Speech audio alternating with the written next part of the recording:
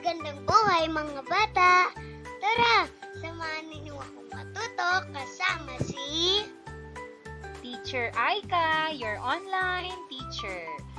Please don't forget to subscribe, like, share, and hit the notification bell for more videos. Thank you! Revised K-12 Curriculum, Math, Grade 5, Quarter 4, Lesson 5. Topics: Models of prisms and pyramids and surface area of a cube. This is Teacher Aika, your online teacher. Let's start! Learning competencies and objectives. 1. Construct models of prisms and pyramids. 2. Illustrate the surface area of a cube. 3. Find the surface area of a cube. Day 1. Short review. Activity: Nets of solid figures. Identify what solid figure is formed by the given nets. A. Answer: tetrahedron or triangular pyramid. B. Cube. C. Square pyramid. D. Rectangular prism. E. Triangular prism. F. Cylinder. Lesson purpose. In our previous lesson, we learned about the nets of different solid figures. We focused on the nets of prisms and pyramids and also showed the nets of solid with curved surfaces such as cylinders, cones, and spheres. The nets of prisms and pyramids were illustrated using grid or graphing papers. These nets can be cut out and folded to form three-dimensional figures. Unlocking content area vocabulary. Surface area. Solid figures have a surface area, which is the total area of all their faces. Lessons on surface area can be applied when we want to wrap something, paint something, etc. Subtopic number 1. Constructing models of prisms and pyramids. Activity: Constructing prisms and pyramids using nets. Cut out and fold the nets you made in the previous lesson to create the following solid figures. A. Cube. B. Rectangular prism.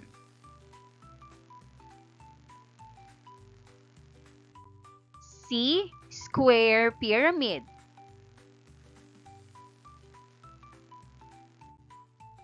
What solid figures have you formed from the nets? Answer: A. Cube, B. Rectangular prism, and C. Square pyramid.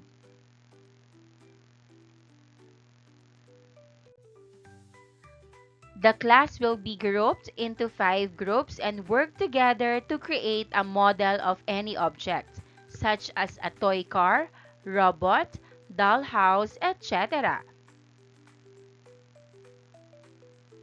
Group activity: Math Likhain.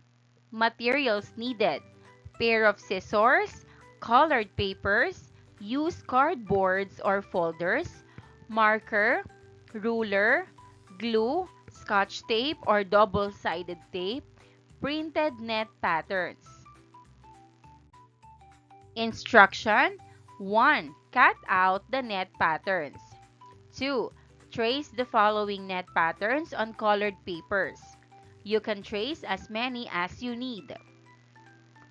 cube, rectangular prism, and square pyramid. 3. Cut out the colored papers and paste them on used cardboards or folders to make them sturdy. 4. Cut out the cardboards and fold the edges. 5. Paste the tubs to form the solid figures. 6. Construct a model of any object by assembling the solid figures. Other details may be added as necessary. Sample models. Here are sample models which will serve as your guide. You may construct other models aside from this.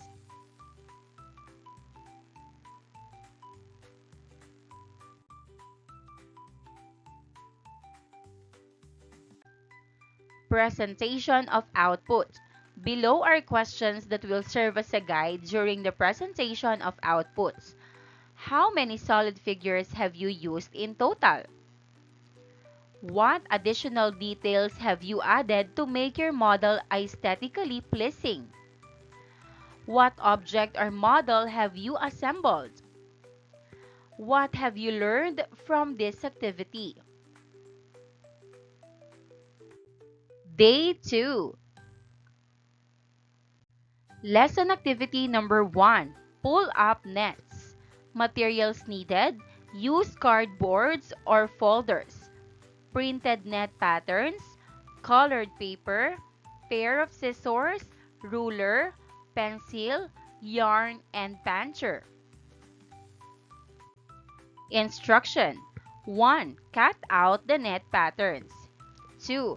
Trace the following net patterns on colored papers: cube, rectangular prism, tetrahedron. 3. Cut out the colored papers and paste them on used cardboards or folders to make them sturdy. 4. Cut out the cardboards and fold the edges. 5. Use a puncher to make holes that are numbered as 1, 2, 3, and so on. 6. Insert the yarn through the holes in ascending order. Make sure that the yarn goes through hole number 1 and down through the last hole. 7.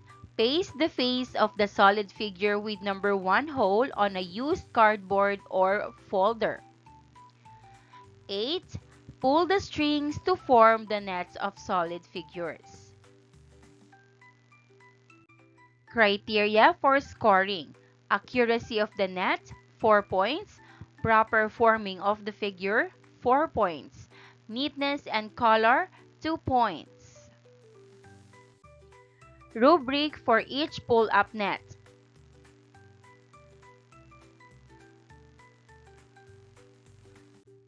Subtopic number 2, illustrating and finding the surface area of a cube. Day 3. Using a cube's pull-up net, take a look at your cube's pull-up net. Lay it out flat and count how many faces it has. How many faces does your pull-up net for the cube have? Example answer: 6 faces. What have you noticed about the sizes and shapes of each face of the cube? Example answer: all 6 faces of the cube are squares. What do you call the enclosed space occupied by each face in the net of a solid figure? Answer: area. Do you still remember how to solve for the area of a square using formula and grids? Yes or no? Since your pull-up net is flat, it resembles a two-dimensional figure. When you pull up the yarn, it forms a three-dimensional figure. What do you call the total area of the faces of a solid figure? Answer, surface area. Try to pull up the net now. Point through your cube models where the surface area is. How do you solve for the surface area of a cube? Answer, we get the sum of the areas of all its faces. Worked example number 1.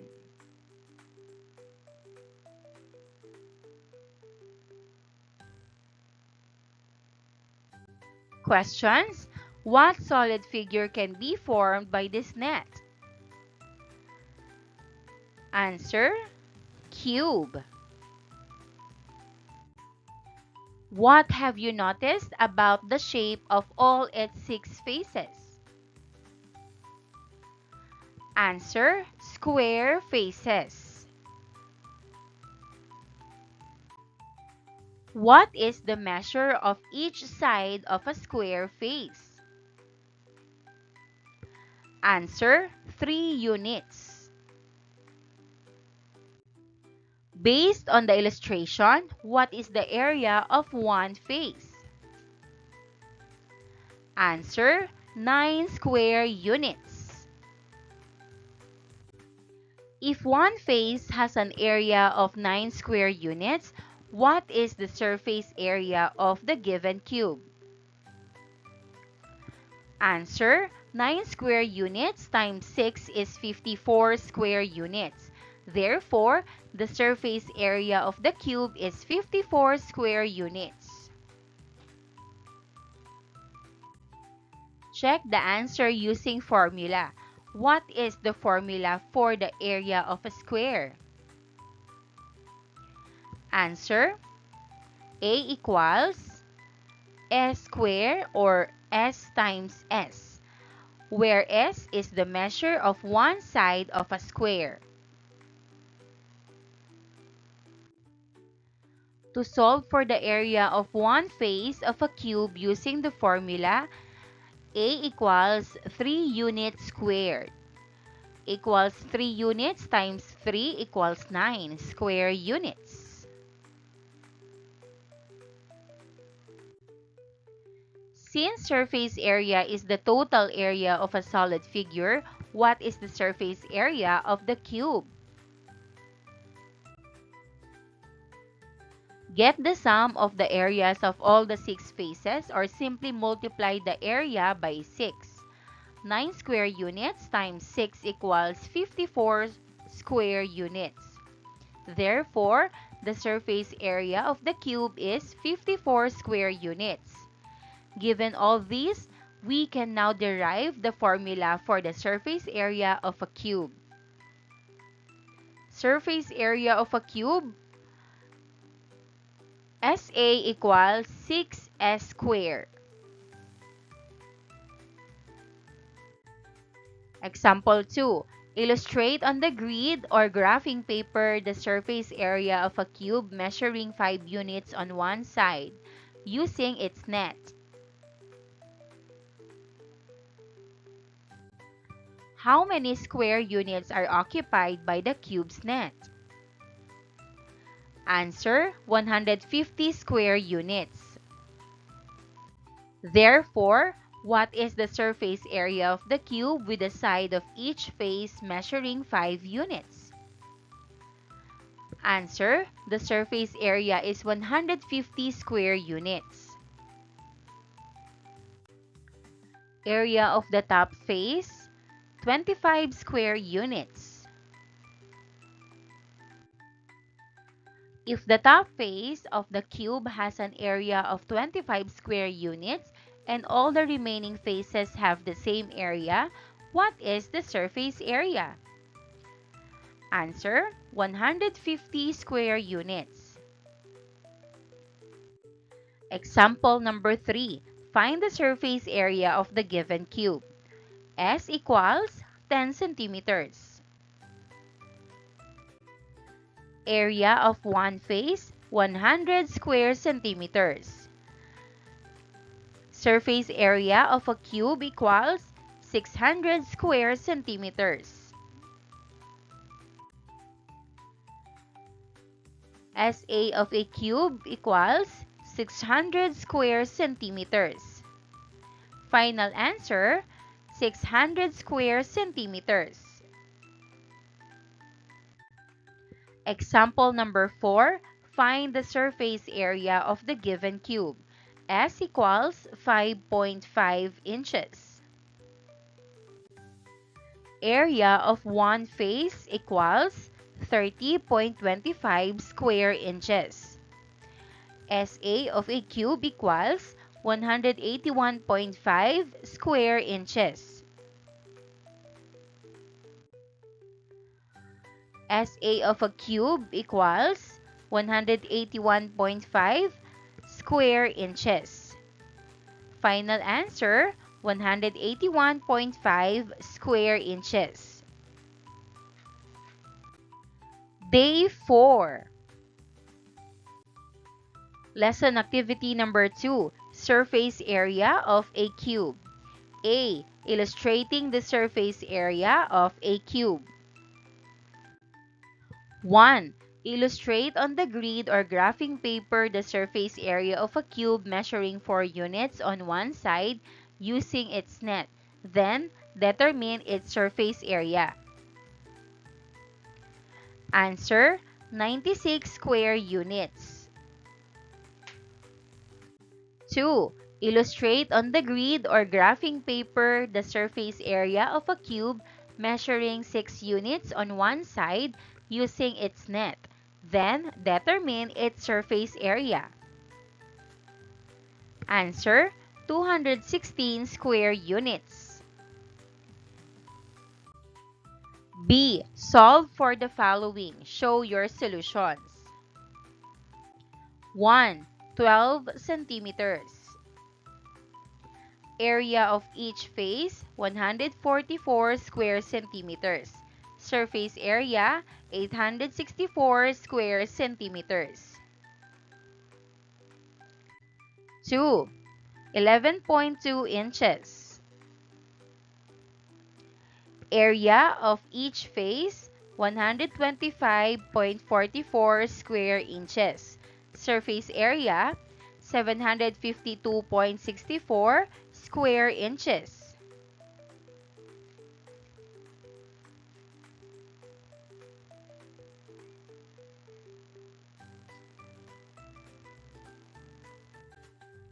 3.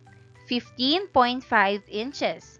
Area of each face, 240.25 square inches. Surface area, 1,441.5 square inches. 4. 14 centimeters. Area of each face, 196 square centimeters. Surface area, 1,176 square centimeters.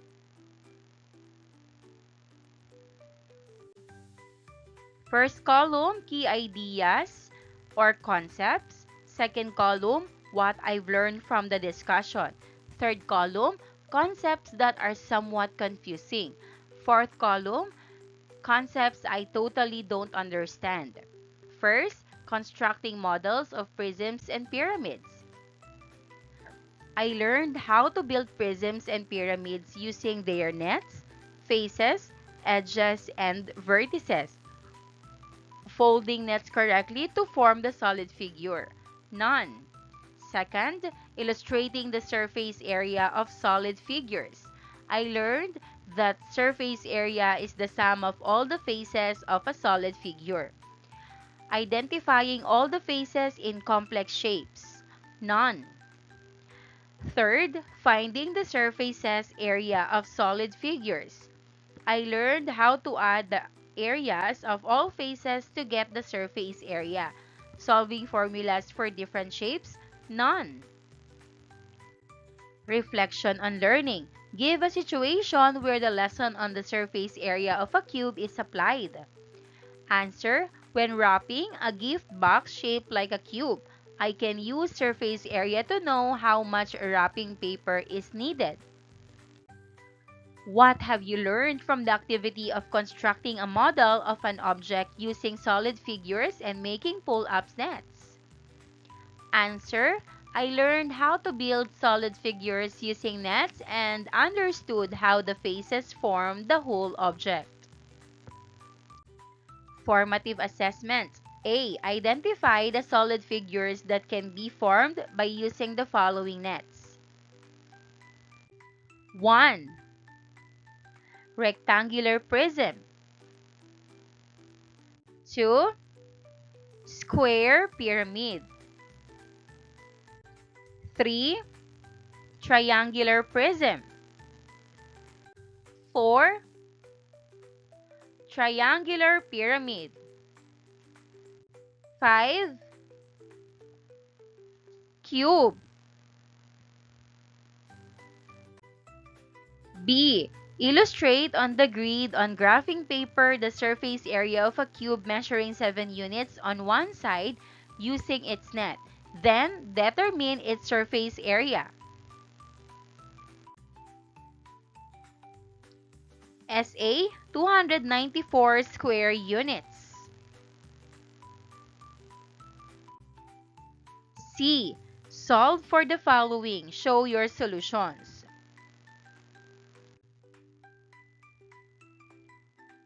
Here are the answers.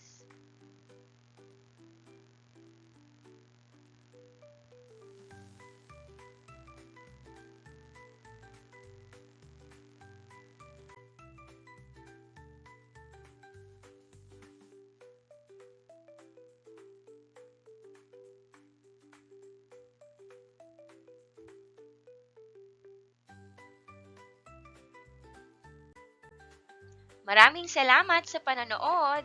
Huwag kalimutang i-like at mag-subscribe para sa higit pang educational content. I-click ang bell icon para ma-update ka sa ating mga bagong video. Salamat!